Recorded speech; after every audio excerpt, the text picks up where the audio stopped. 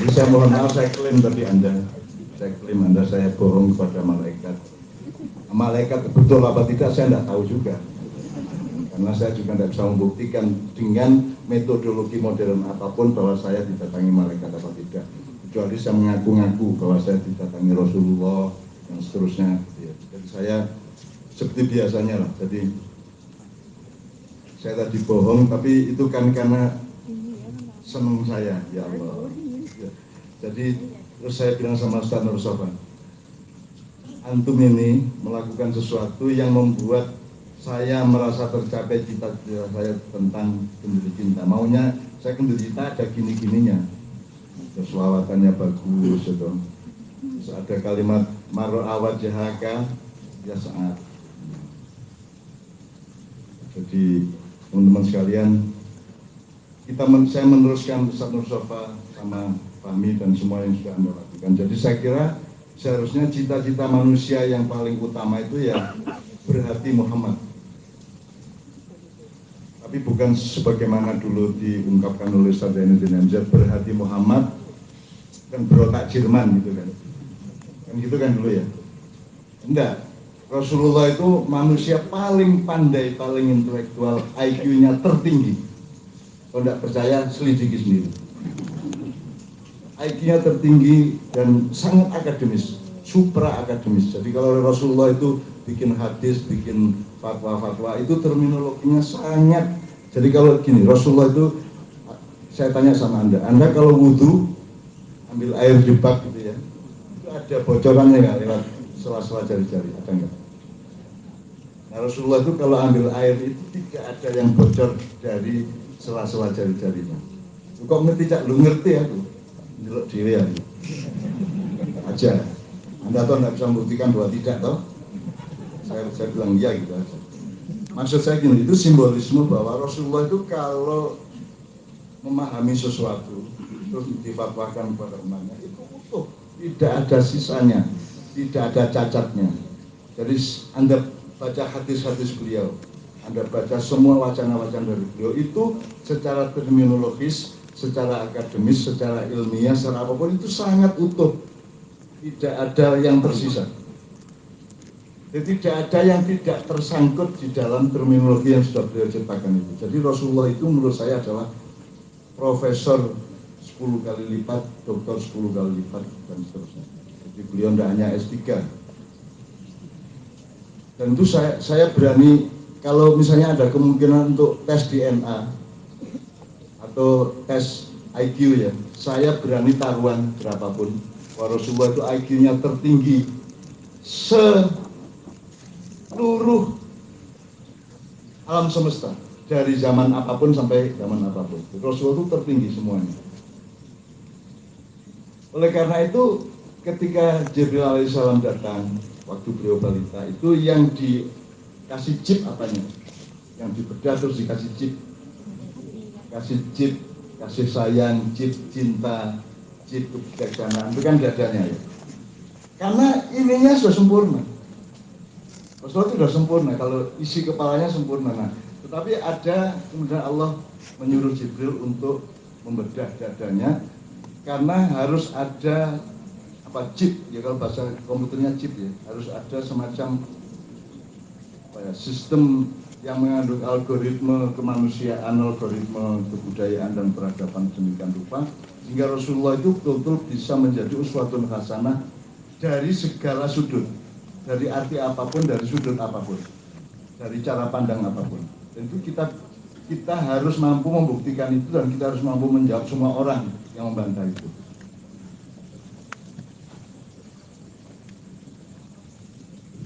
Ya, ini.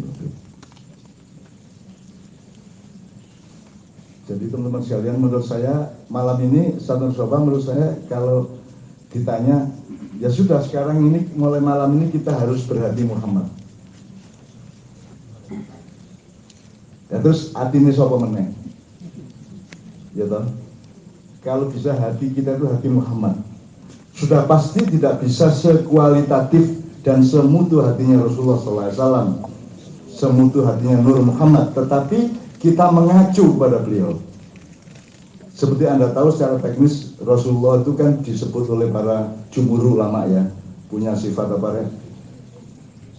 Siddiq, amanah, tabligh, fatonah. Itu bukan sendiri-sendiri, itu transformasi, itu eskalasi. Jadi Anda kalau tidak siddiq tidak mungkin amanah. Kalau Anda tidak siddiq, tidak amanah, jangan tabligh, itu merusak dunia, kan gitu kan? Betul enggak?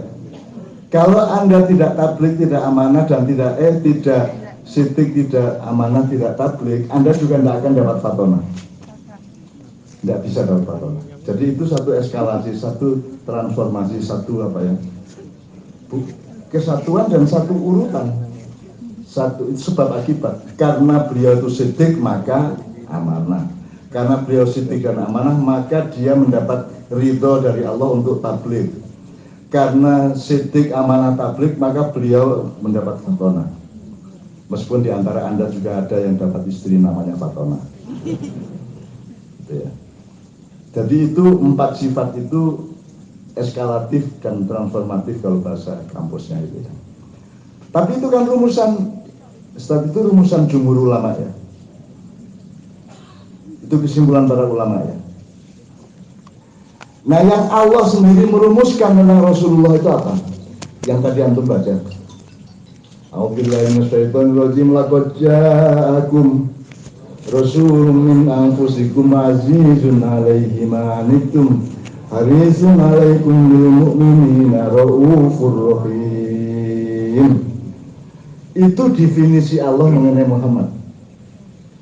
Loh, kalau yang mendefinisikan Allah sendiri wes laroi babi lah, dan itu pasti benar. Makanya saya itu hanya baca Quran tok dalam hidup ini, tidak baca yang lainnya, karena kalau yang lainnya kan tidak laroi babi. Kalau Quran kan laroi babi, pokoknya mesti benernya, mesti hati, mesti tepake, bahasa Jawa ya, mesti jose gitu loh, mesti jos lah ini Quran itu. Kalau baca bukunya siapa-siapa di Gramedia itu, saya baru buka, gina gue bertanya-tanya, gue bantah. Mau coba kalimat ini harus bantah. Jadi akhirnya saya baca 1 halaman, di sini saya sudah muncul 1 buku. Angel tau itu. Repot aku, timbangan aku repot, aku mau Quran harus. Pokoknya aku Quran harus. Menurut laroi bafi hudan lil muttaqin. Sudah pasti hudan kok. Sehebat-hebat buku yang lain kan bukan hudan lil muttaqin ya. Paling ilmun, paling apa? Ma'rifatun paling, tapi bukan hudan. Jadi menurut saya definisi Allah itu jelas. Itu harus kita bawa kemana-mana adalah hatinya Rasulullah SAW. Azizun 'alaihi ma anittum. Makanya saya sering bilang di Manyahan, di kaji, hidup saya itu bekal utama saya adalah rasa tidak tega. Kenapa saya mau bikin Manyahan? Gendeng lah. Berbulan. Berapa? Kaji ini berapa tahun? 21 tahun, di Jombang 29 tahun, di Semarang 25 tahun, Jogja 25 tahun. Itu tidak ada sponsornya, tidak ada yang bayarin, tidak ada yang ngasih honor, kita biayai sendiri, gitu, ngetik-ngetik noterot GW, sound systemnya yang gue carane kan gitu. Itu kalau tidak karena rasa tidak, kalau tidak karena azizun 'alaihi ma anittum, nggak mungkin kita lakukan. Dan semua orang menuduh kita punya sponsor. Kalau tidak ada sponsor, bagaimana mungkin bikin acara Kenduri Cinta 21 tahun setiap bulan terus menerus dengan sound yang jelas, dengan payon dengan tenda, dengan segala macam gitu kan. Itu kan kalau ukuran IO kan itu kan biayanya setiap bulan kan mahal gitu. Dan kita kan tidak punya sponsor. Pokoknya kita lakukan karena azizun 'alaihi.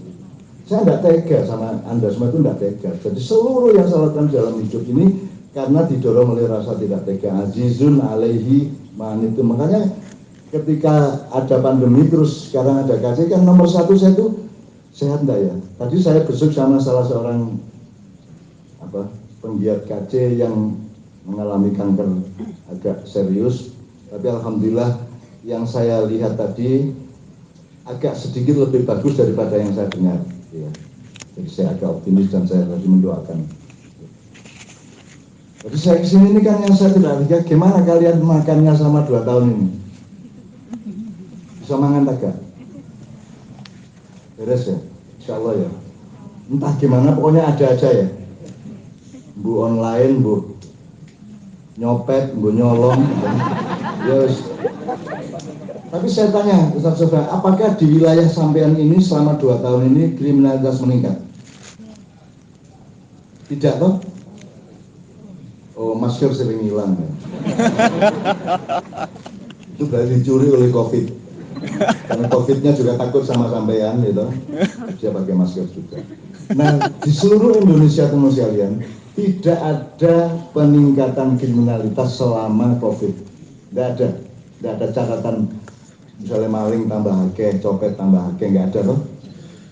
Itu apa itu? Dahsyat loh.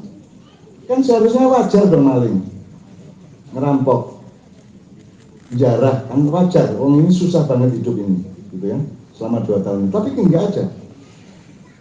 Apa itu kalau bukan rahmatan lil alamin? Apa itu bukan kalau bukan syafaat Rasulullah SAW, gitu kan? Nah itu tidak disadari selama ini bahwa kita itu, rakyat kita itu oleh Allah itu tetap dihidupi. Karena Allah memang menjamin seawal ayatnya maka namin jabatin fil ardi illa alallahi rizquha wa ma min jabatin, jabah saja yang apa meneh sing ngadeg sing pelayan ke sampean dijamin oleh Allah. Jadi jangan sampai anda ngersullah. Jadi malam ini salah satu tema yang saya ingin sampaikan kepada Anda adalah memastikan kebahagiaan. Kebahagiaan itu bukan Anda cari, sudah pasti bahagia. Nanti kita omongkan bersama. Nanti saya akan minta tolong Ustaz Musa, minta tolong Ustaz Hasan Dalil untuk ikut mengembarai wilayah-wilayah yang saya sebut itu. Apa itu ayatnya? Sobat-sobat? Tidak yang wa in ta'uddu nikmatallahi la tuhsuha. Itu kan mindset, itu kan landasan fakta kehidupan bahwa kalau engkau menghitung nikmat Allah, kamu tidak akan bisa menghitungnya, kan begitu. Jadi kan sebanyak-banyak penderitaanmu, setinggi-tinggi kesedihanmu, seberat-berat kegagalanmu, atau apapun saja yang pernah engkau alami, kalau dihitung dibandingkan dengan nikmat Allah, rahmat Allah, kira-kira banyak mana? Rahmat Allah la tuhsuha. Penderitaan kan bisa dihitung loh. Jadi sebenarnya cukup ayat pendek itu untuk memastikan bahwa kita ini hidup bahagia. Perkara Jokowi mau 3 periode, ya tinggal Anda bilang ya sudah 4-5 periode tidak masalah. Tinggal gitu kan, kok repot. Kalau menurut rakyat Indonesia terbaik ya sudah seumur hidup. Kalau perlu kita doakan istighosa bareng-bareng, mudah-mudahan Jokowi hidup 5 kali. Ya 5 kali supaya bisa menjadi presiden 200 tahun. Keberatan Anda? Saya tidak keberatan dan saya tidak mau diganggu apapun oleh Indonesia dan dunia. Aku tetap bahagia. Kenapa? Karena wa in ta'uddu nikmatallahi la tuhsuha. Sudah tidak ada alasan untuk tidak bahagia aja. Perkara dunia itu perkara kecil, perkara politik perkara remeh, perkara Indonesia itu perkara yang sama sekali tidak primer. Karena yang primer adalah fakta hidup Anda dirahmati oleh Allah terus menerus tiap hari. Anda makan tinggal makan tuh. Apa pernah Anda disuruh Allah mengatur makananmu di dalam perut? Enggak toh? Bayangin kalau Anda, yes, ini badok-badokan lah gitu ya. Ini saya kasih tanaman, saya kasih buah-buahan, saya silakan makan semau-maumu, sekenyang-kenyangnya sakarmu, tapi atur sendiri ya di dalam tubuhmu.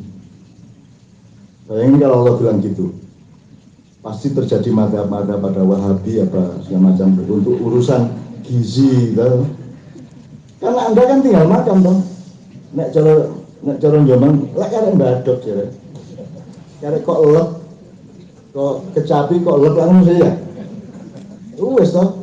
Terus Anda nggak ikut ngurusi, begitu masuk tenggorokan Anda nggak ikut ngurusin, sudah ada sunnatullah, sudah ada petugas-petugas Allah, sudah ada para malaikat Allah, entah bagaimana bentuknya, entah bagaimana mekanismenya, dia yang mengatur yang masuk darah apa, yang merasuk ke jantung apa, ke paru-paru apa, terus yang sampahnya dibuang lewat tubuh Anda. Itu kan sudah ada yang ngatur. Kalau Anda sendiri yang ngatur, bayangin kalau pemerintah harus mengatur perjalanan makanan sampai ke dubur di setiap badan penduduk Indonesia.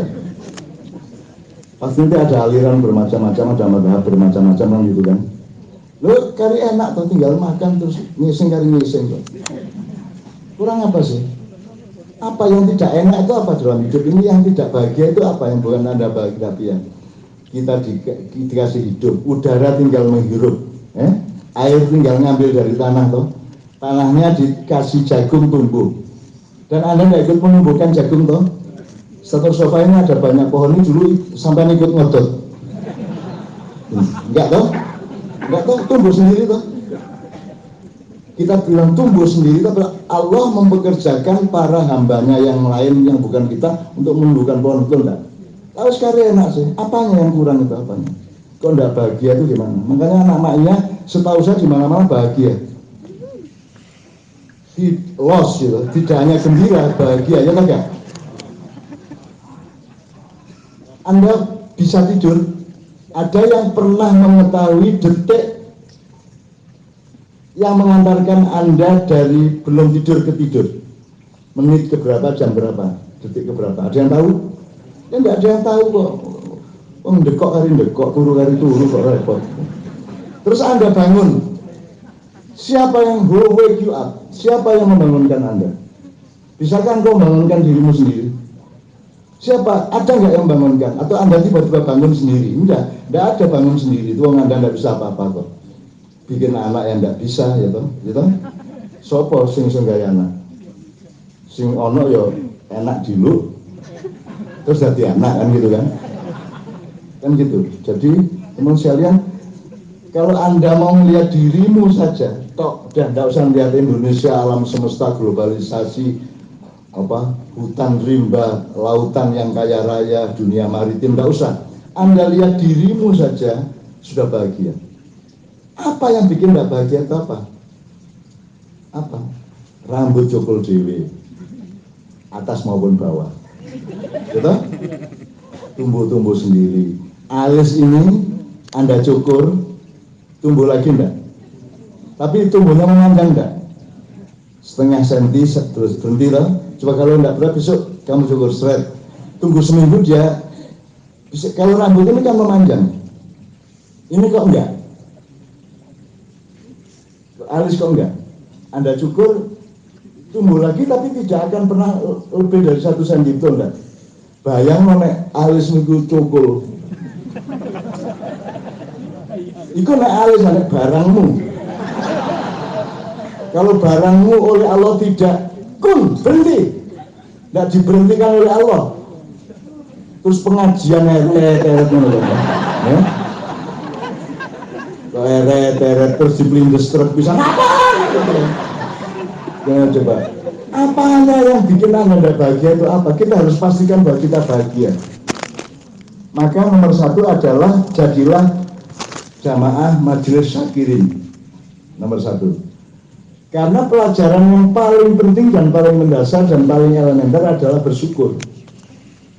Nah, bersyukur itu membutuhkan pengetahuan apa yang disyukuri, apa yang tidak disyukuri kan gitu. Nah, jadi menurut saya kurikulum nomor 1 itu ya sejak TK itu ya bersyukur.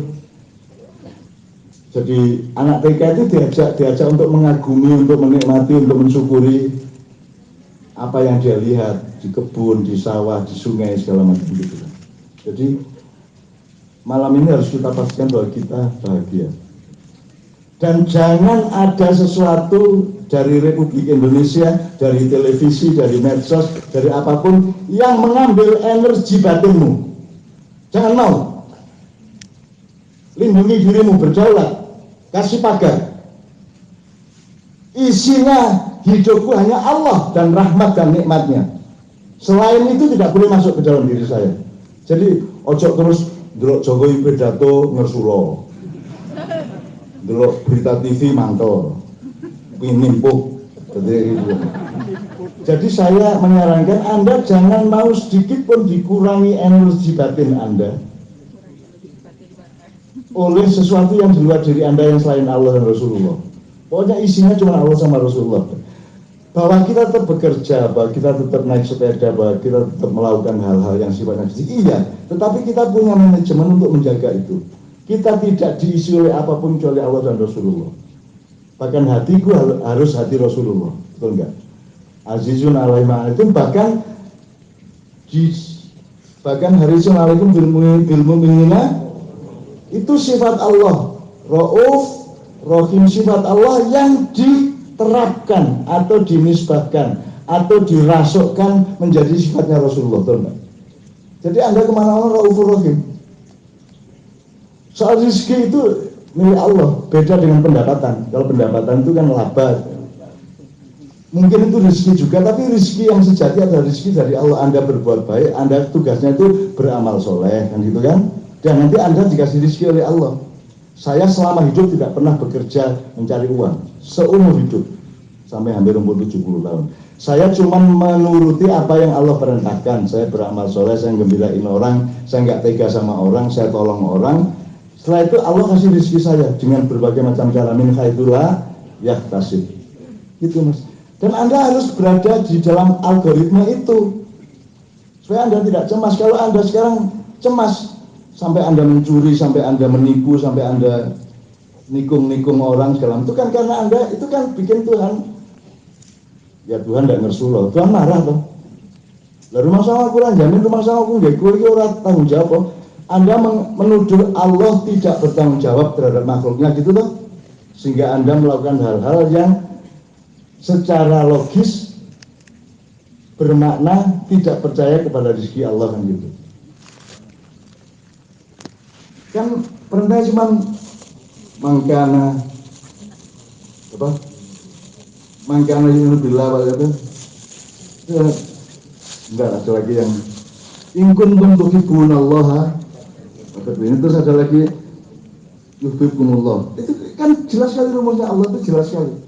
Gampang sekali, hidup itu gampang dan bahagia.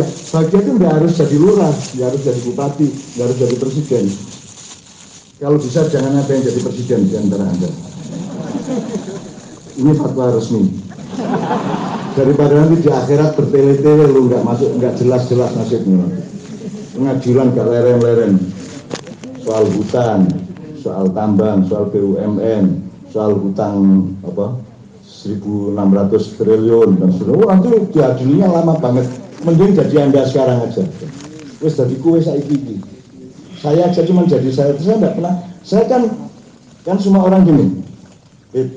Kan ada santri, ustadz, kiai, ulama, habib, syekh, mursyid, maulana gitu ya. Terus ada S1, S2, S3, doktor, profesor gitu kan. Terus ada lagi pedagang, pengusaha, konglomerat. Tiga aja. Nah saya apa Mas? Saya itu puncaknya mbah. Bayangin, puncak prestasi saya itu mbah kalau disebut prestasi. Itu saya cuma mbah loh. Karena memang tahu juga. Ya, cuk ada anggut mafius tuwek bang. Dulu cik wani aku rek gitu ya. Kadang-kadang ada ngersulonya gitu. Tapi saya seneng. Saya bangga dengan karena panggilan mbah itu harus coba Anda analisis. Saya bukan profesor, saya bukan ulama, saya bukan kiai haji, saya bukan siapa. Meskipun banyak yang undang saya itu kemudian nulis di spanduk kiai haji, selamat datang kiai haji Mahir Najib Yono ya. Terus biasanya saya kan seharusnya marah itu. Kok kamu klaim saya sebagai kiai haji? Tapi saya kan tidak pernah marah. Kan selalu saya, orang yang salah kepada saya hibur. Itu ceritanya kenapa saya disebut kiai haji di spanduk itu, karena yang mengusulkan untuk mengundang saya itu Pak X ini, dia menyodorkan gambar saya sambil ngomong kiai, kiai. Nah, akhirnya sekretarisnya salah dengar, ditulis oh kiai toh, padahal kiai kan gitu. Coba bayangkan orang yang menyinggung perasaan saya tetap saya hibur kok. Saya bikin ketawa mereka tuh. Jadi hidup itu gitu aja lah. Wong Allah mengembirakanmu, kenapa engkau tidak mengembirakan sama manusia? Meskipun mereka memfitnahmu. Ada tokoh anak proklamator masuk Hindu, alhamdulillah gitu aja. Kok repot? Berkurang satu orang yang ngerepotin kan gitu kan? Alhamdulillah gitu aja. Untuk mersuloh, apa mersuloh? Kan kasihan teman-teman Hindu sekarang. Repot darah ini. Jadi alhamdulillah berkurang satu toh. Toilet kita itu berkurang satu gitu loh. Jadi ada yang bilang lagi, sholat 5 waktu tidak ada di Quran, gitu kan? Aku karena masalah, ya ojo sholat, itu aja saya. Kalau Anda Islam cepat keluar dari Islam, nangwis kesulitan sampai lagi. Nek sampean bukan orang Islam, jangan sekali-sekali masuk Islam. Saya gitu. Ojo terus gitu hati-hati terus ngambil energimu terus Rasulullah ya Allah hasbunallah wa ni'mal wakil. Gak usah runung ya, hasbunallah itu untuk kedekatanmu dengan Allah aja. Tidak usah untuk memberesi dunia itu apa? Ringan. Dunia itu remeh. Jadi nggak perlu sampai ke situ.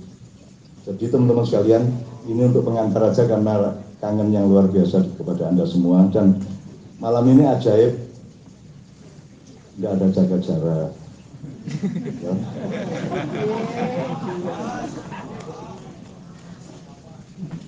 Kita itu selama 2 tahun kan sudah merumuskan berbagai macam menganalisis dan sudah merumuskan berbagai macam penyikapan dan kesimpulan-kesimpulan mengenai COVID dan kita dan seterusnya, dan saya kira sudah tidak ada masalah karena di Jombang lebih parah daripada yang sekarang ini. Karena di Padang Bulan lebih parah di Padang Bulan kemarin itu sekitar 12.000 orang dan padatnya jalan tidak bisa lewat sudah. Dari jalan di luar desa Jombang itu masuk itu udah nggak bisa lewat, sudah berdesakan. Jadi sekarang jarak ya, tapi aturannya juga aneh toh. Ada nomor sekian jaga jarak, nomor sekian jangan berkerumun toh. Lu bedanya apa jangan berkerumun kalau jaga jarak itu betul? Ya aturan udah gak jelas ngono kan ini. Ya jaga jarak sama tidak boleh berkerumun tuh apa dosen? Apa dosen? Ojo ngerakoti terus dilarang makan. Apa doa ya ngerakoti yang mangan. Jadi kita itu tidak cakap terhadap kehidupan. Kita itu tidak canggih, tidak punya pengelolaan yang tepat gitu ya. Jadi itu nggak usah jadi pikiran, tapi dah pokoknya Bismillahirrahmanirrahim. Wa ma ramaita id ramaita walakin Allah rahama. Ini semua nanti insya Allah tidak menjadi klaster COVID. Sebagaimana di Jombang sudah berbulan-bulan beribu-ribu orang juga tidak menjadi klaster. Tidak ada masalah, Bismillah. Karena yang memang kalau nggak ada pedomannya, kita rajin sholat, rajin tahajud, kena COVID ya bisa. Kita ini penjahat, nggak kena COVID ya bisa, ya toh. Kita sudah jaga kesehatan luar biasa, kena COVID ya bisa. Kita gelandangan setengah telanjang jalan kaki di jalan tiap hari, tidak kena ya juga bisa. Tidak ada pedomannya. Makanya kalau kita kan punya pedoman, ya sudahlah sekarang kena atau tidak kena terserah Allah kan gitu aja. Terserah Allah. Kalau bagi Allah yang bagus untuk saya itu kena ya kena, tidak apa-apa. Pokoknya bukan kenanya itu yang saya syukuri. Yang saya syukuri adalah bahwa Allah mengambil keputusan tentang saya kan gitu kan. Kalau Allah yang ngasih keputusan bapak-bapak sembarang guys. Di kondelosor ya belum. Gitu loh. Jadi misalnya kemarin saya itu dilibatkan beberapa urusan nasional sebenarnya, tapi itu tidak usah cerita kepada Anda. Tapi intinya itu kemudian salah satu sessionnya itu saya jawab kepada mereka. Anda tahu nggak ya? Andaikan seluruh penduduk Indonesia dari Sabang sampai Merauke menandatangani petisi, tanda tangan atau cap jempol atau apapun untuk mendaulat saya jadi presiden, upamanya ya, entah bagaimana caranya, mekanismenya, prosedurnya ya. Andaikan itu terjadi terus saya disuruh jadi presiden, didaulat jadi presiden, tahu nggak respon saya? Saya bukan hanya nggak mau, tapi saya marah besar. Bukan hanya nggak mau, saya marah besar. Dapura ngongkon-ngongkon, gitu kan. Kita selama ini menganggap bahwa amanah itu hanya disanggah oleh orang yang mendapat amanah. Kita tidak pernah berpikir bahwa yang lebih menyangga amanah adalah yang memberi amanah, betul nggak?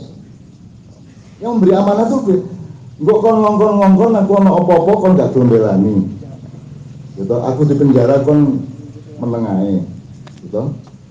Jadi kita itu sok bangga jadi imam besar, sok bangga menjadi opo, ditangkap, diadili, terus ya dibela sama siapa-siapa, gitu kan?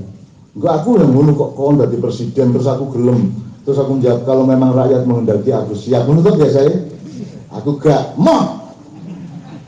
Sing ngongkon aku mek telu siji Allah, nomor loro Kanjeng Nabi, nomor telu konosi aku lopating. Murah ya. Sebenarnya ada ibu saya almarhumah ya, jadi saya sebut yang keempat gitu. Hanya itu yang bisa merintah saya, selain itu tidak bisa. Kalau Allah perintah jangankan jadi presiden, menjadi gerandangan saya mau. Kalau Allah yang perintah kepada saya jangankan hidup bahagia, sengsara saya mau. Untuk Allah dan Rasulullah, gitu loh. Nek rakyat Allah, taek rakyat. Wali kota Mio Gibran, Allah, dapurane arek-arek.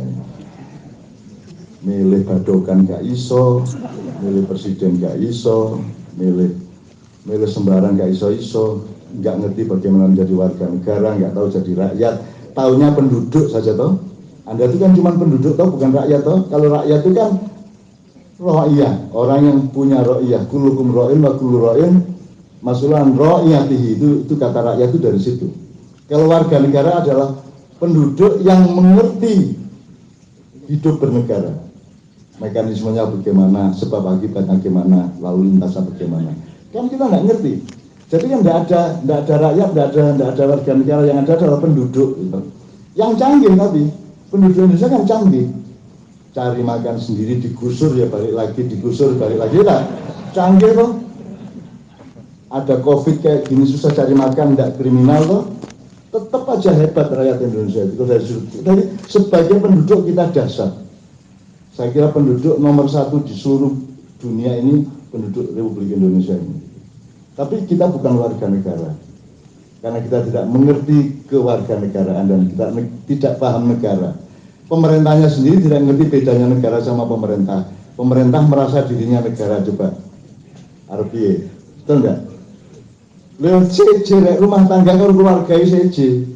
Masa Anda tidak ngerti berkeluarga sama berumah tangga? Urusannya beda dong, konteksnya beda dong. Kepalanya juga beda, ketuanya juga beda, yang mimpin juga beda. Pimpinan rumah tangga itu biasanya istri. Kalau pimpinan keluarga itu suami kan menurut. Itu aja beda kok, sekarang negara sama pemerintah nggak dibedakan. Jadi sudahlah. Tapi itu tidak boleh membuat Anda pusing. Itu tidak boleh membuat Anda sedih, tidak boleh membuat Anda tidak bahagia. Anda harus tetap bahagia. Kenapa? Karena aku diletakkan Allah dan aku dirahmati Allah, tak terhitung rahmatnya kepada aku. Tidak terhitung rahmat Allah kepada kita. Sampai ada ini yang saya mau minta tolong kepada Ustaz Musa sama Ustaz Hasan. Kita mohon tempat ya, Ustaz Hasan sama Ustaz Musa sama Habib, saya mohon untuk ke depan karena saya ingin antum yang betul ya di sini kan bisa.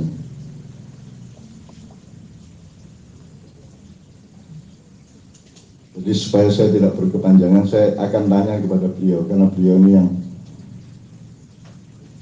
jauh lebih mengerti bahasa Arab dan Al-Quran dan punya wacana-wacana yang lebih tertib daripada anak.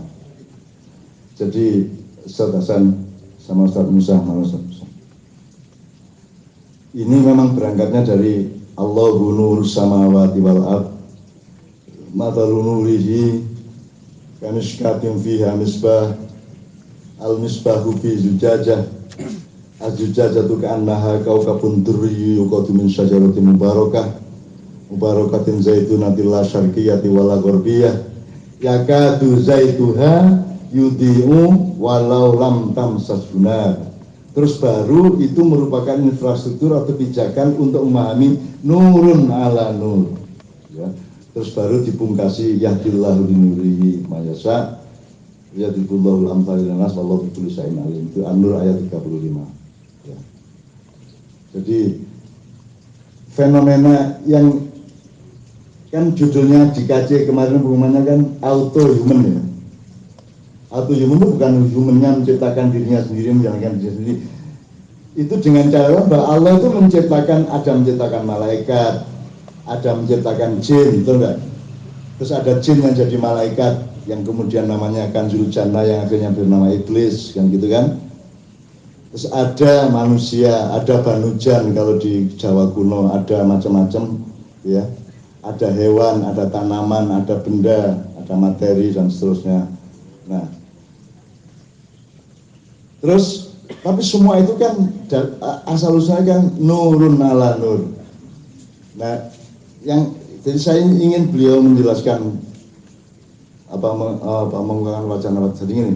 Kalau Allah mengatakan nurun ala nur, itu cahaya di atas. Saya tanya, logika Anda ya, logika Qur'annya Anda. Itu cuman cahaya di atas cahaya, atau bisa cahaya di atas cahaya, cahaya di atas cahaya, terus di atas cahaya.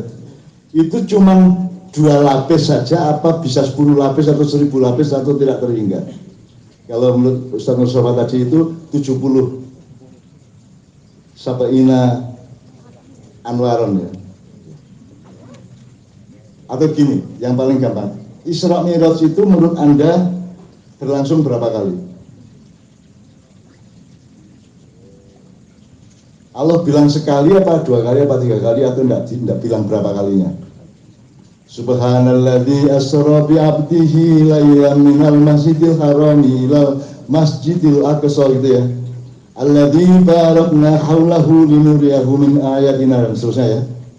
Menurut Anda Isra Mi'raj itu pisan atau pindur? Ya? Sekali atau berkali-kali? Menurut Anda?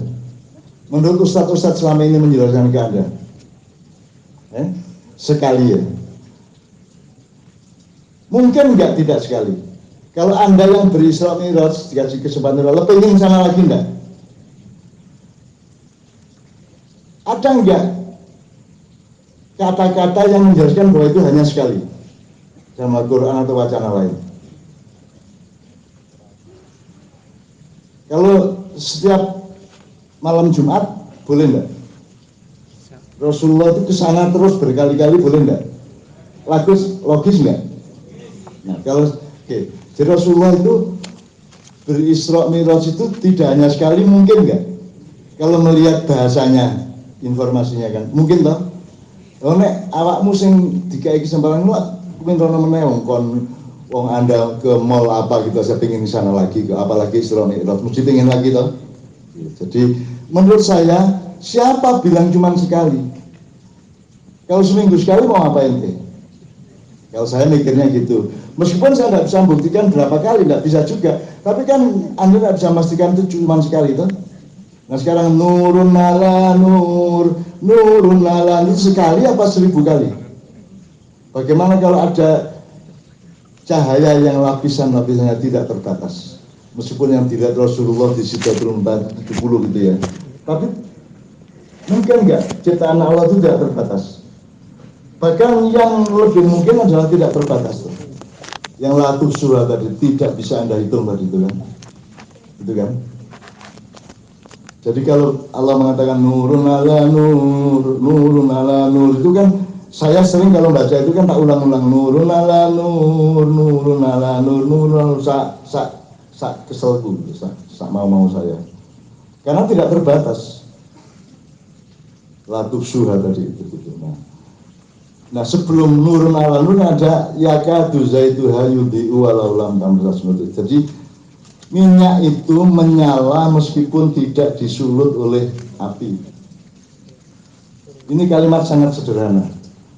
Jadi murup dhewe gak disumet murup nek cara Jawa Timur ya. Gak disumet, tidak disulut itu nyala. Itu Anda bisa nggak ini menjadikan ini simbolisme untuk membaca kehidupan?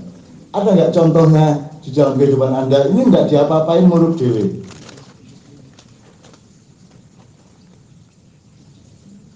Bisa nggak? Punya imajinasi nggak? Tadi saya bicara sama teman-teman saya dari Gontor. Gontor itu ya, kalau bikin pesantren itu gawe mesti tadi. Sekarang pesantren yang tadi apa? Al-Muqaddasah itu 5.000 santrinya. 5.000. Baru berapa bulan. Pokoknya Gontor itu kail dan jala yuk menghidupnya kalau tongkat kayu dan batu jadi tanah itu Gontor itu yakadu zaituha. Alamak nyeredak tadi gitu. Kayak Anda WA meteng. Anda dong. Jadi Anda nggak dalam kehidupan itu, Anda tahu nggak pemain sepak bola? Main sepak bola itu ilmiah enggak? Atau pemain badminton, si Apriani sama siapa itu? Itu ketika dia ngembaliin bola di smash set gitu ya, misalnya ya, itu dihitung dulu enggak? Supaya enggak out itu dihitung dulu enggak? Oh ini 2 meter sehingga sudut saya harus segini, dihitung enggak? Main bola juga gitu mas. Kalau sampai ngitung dulu disaduk musuh ya.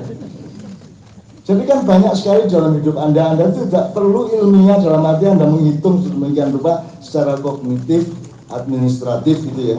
Tapi Anda lakukan begitu aja. Ya kadu zaituha yudhi'u walau lam tamsa sunnah. Jadi misalnya Anda orang baik, antum orang baik ya. Wis sak mlaku-mlakune, sak dadi-dadi, sak metu-metune cangkeme mesti apik. Betul enggak, Mas? Tadi kori kita ya. Kori kita tadi enggak usah qiraah ayat apa suruh baca apa saja mesti bagus. Karena dia sudah menyatu dengan algoritma qiraah dan tilawah itu gitu loh. Jadi gitu ya Mas. Dalam hidup Anda saya enggak gitu. Saya enggak mengalami bahwa Anda itu ya aku enggak ngitung-ngitung amat, aku juga enggak ngerti-ngerti amat, tidak merencanakan juga, tapi dadi dhewe kan gitu kan. Jadi yakadu zaituha yudhi'u walau lam tamsa sunnah itu sebenarnya peristiwa yang bisa kita alami sehari-hari di mana-mana. Saya curiga Anda dapat istri juga jadinya yakadu zaituha. Jane ya tak rayu-rayu banget ya ora. Minta SMS. Ya. Gelem katanya. Jadi itu peristiwa yang saya lihat dan jadi saya mohon kepada Ustaz Musa, Ustaz Hasan Khalil dari ayat semua tadi itu kan ayat favorit saya dan itu ayat yang dahsyat. Itu tidak akan berhenti saya menemukan lagi maknanya, menemukan apa? Dipertemukan atau ditunjukkan oleh Allah kepada saya macam-macamnya. Dari Zujajah sampai ya, dari Misbah sampai Zujajah sampai yakadu zaituha tadi itu semua setiap membaca ayat yang terbaca adalah kehidupan. Bisa nggak gitu Mas? Bisa nggak? Begitu Anda menghayati kehidupan, lihat pasar, lihat jalan yang muncul ayat, bisa nggak? Sudah begitu belum hidup Anda? Sudah begitu belum? Itu yang namanya nur sebenarnya. Saya pernah cerita kepada teman-teman zaman di Tanah Abang zaman dulu bahwa kalau Sayyidina Abu Bakar As-Siddiq itu seperasaan saya, itu beliau itu jenis manusia kultural. Untuk menemukan penghayatan terhadap hadirnya Allah dan fungsi Allah itu dia membutuhkan pengalaman-pengalaman silaturahmi kultural. Abu Bakar As-Siddiq. Kalau Sayyidina Umar itu dia butuh benturan-benturan, dia manusia radikal, dia butuh benturan-benturan, terus baru dia menyadari kehadiran Allah. Itu kalau Sayyidina Umar. Kalau Sayyidina Utsman bin Affan itu orang yang menimbang-nimbang terus, dipikir-pikir, ditimbang-timbang, ditelok-telok, dilirik-lirik gitu ya, sampai akhirnya menemukan hakikat kehadiran Allah dan fungsi Allah dalam hidup kita. Kalau Sayyidina Ali itu tidak pakai proses. Pokoknya Ali lihat pohon, melihat Allah. Ali mendengar suara, yang mendengar suara Allah. Terus aku dituduh Syiah gara-gara ngomong seperti itu. Memang saya Syiah kan, Ainun toh. Saya bukan si B toh. Jadi kalau saya membayangkan Ali itu manusia yang yakadu zaituha tadi itu. Orang yang tidak bisa mengalami apapun kecuali ingat Allah, kecuali menemukan Allah. Dia tidak bisa melihat apapun, mendengar apapun, mengalami apapun, gitu, kecuali hasilnya adalah dia menemukan kehadiran Allah atau fungsi Allah atau peran Allah dalam hidupnya, gitu. Itu Mas ya. Nah, kalau bisa teman-teman maknya itu nomor satu tadi kan fatwa saya yang saya jarang fatwa Sopolas. Anda jangan mau mengorbankan energimu untuk kedoliman yang Anda saksikan di luar maknya. Ojo mersulo soal itu gitu ya. Kudu pinter-pinter gue bombong, pinter-pinter istidrot, pinter-pinter terus kan kayak lek-leken kerakot-kerakotono gitu ya, seterusnya. Pokoknya Anda jangan dikit-dikit ngersulo. Kan saya kan nggak tega sama Anda. Kan azizun alaihi ma'anitum, kan saya harus punya jiwa Muhammad dong. Terus untuk apa jadi Muslim kalau tidak punya jiwa Muhammad, kalau tidak punya hatinya Muhammad? Kan hatinya Muhammad azizun alaihi ma'anitum kan gitu kan. Terus untuk apa kita jadi pengikut Muhammad kalau tidak berhati azizun alaihi ma'anitum? Kan gitu Mas. Ini serius, supaya Anda itu bahagia, supaya Anda tidak stres gitu. Aku kan nggak tega kalau Anda stres. Karena nanti Anda jangan menjadi bagian dari tamu-tamu saya yang stres, karena tamu saya stres itu banyak tiap hari di Jogja itu. Yang terakhir kemarin itu yang cewek cakep dan dia lapor kepada saya bahwa saya itu diikuti setan di belakang punggung saya. Jadi setan itu selalu mempengaruhi saya sehingga dia sedikit-sedikit gitu. Jadi menghadap saya bertamu-tamu itu sedikit-sedikit dia gitu loh. Sebentar-sebentar gitu dia. Terus dia menangani dia. Saya harus handle dia gimana itu. Saya kan nggak tahu deh, setan apa tidak, itu gejala psikologis biasa atau bukan, saya nggak tahu. Ya saya sayangi aja. Saya cariin jalan untuk supaya lebih kuat. Kalau dia lebih kuat kan malu juga dia, kalau dia menjadi lebih kuat dia malu untuk bertindak seperti itu. Kalau itu urusannya psikologis ya. Kalau urusannya setan betul, kalau dia kuat kan setan juga nggak bisa sama dia. Jadi akhirnya cuma saya pegang tengkuknya, tak lus-lus rambutnya. Terus saya ngomong sama setannya, kowe melu aku Leo, melu aku. Kalau aku kowe aman, tak kei nggon ombo, tak kei kos sing larang. Iki mesake bocah iki sing nyambut gawe to. Baru merintis karier, masa kamu ganggu terus, kamu ikut saya aja. Akhirnya tak pegang gitu teriak dia, mo gitu. Aku gak ngerti yang teriak itu setannya apa dia. Jangan dipikir saya tahu, saya itu enggak tahu Mas. Saya itu cuman menurut ayat Allah, menurut pengetahuan manusia itu begini. Ya saya kan sering ngusir hantu, nyembuhin orang kerasukan, itu kan bukan karena saya bisa. Jadi saya enggak pakai aina ma takunu ya'ti bukumullah. Lebon botol. Saya enggak pakai itu. Saya enggak tahu, saya tidak tahu, saya tidak bisa melihat, saya tidak ngerti apa-apa. Saya pakai mantiknya Allah aja bahwa la haula wala quwata illa billah. Titik.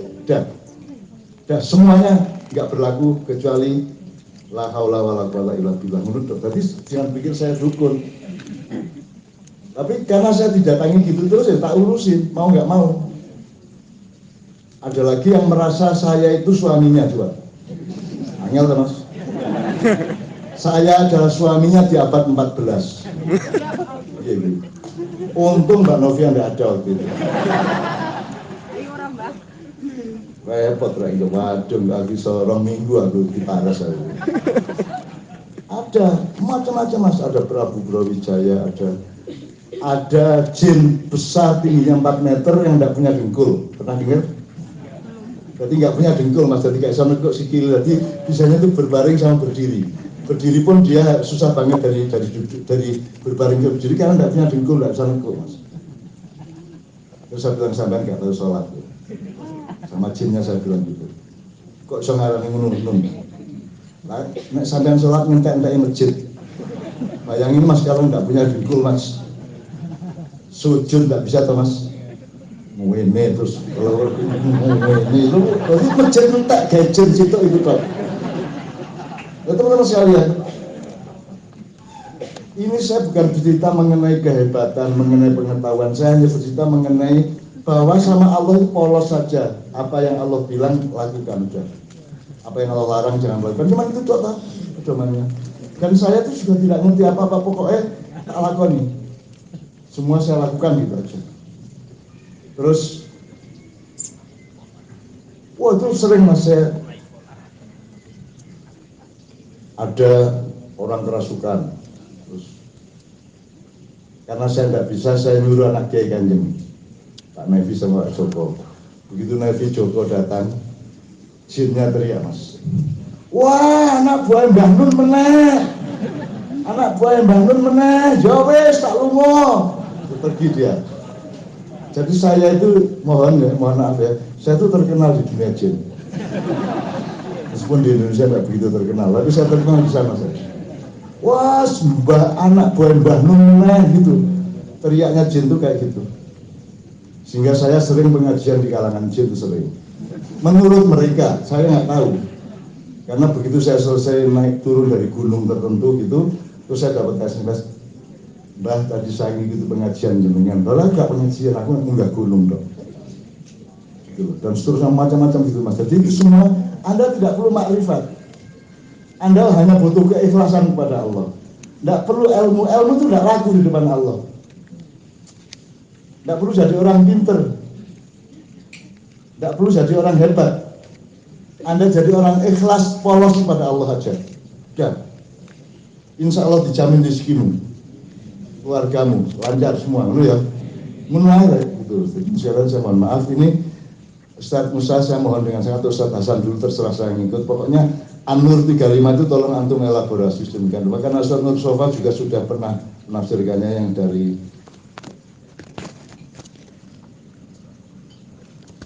mata lulu diri kami juga yang disebut dan seterusnya itu kan teman-teman sekalian mohon meskipun agak tidak biasa itu tepuk tangan untuk Ustadz Musa.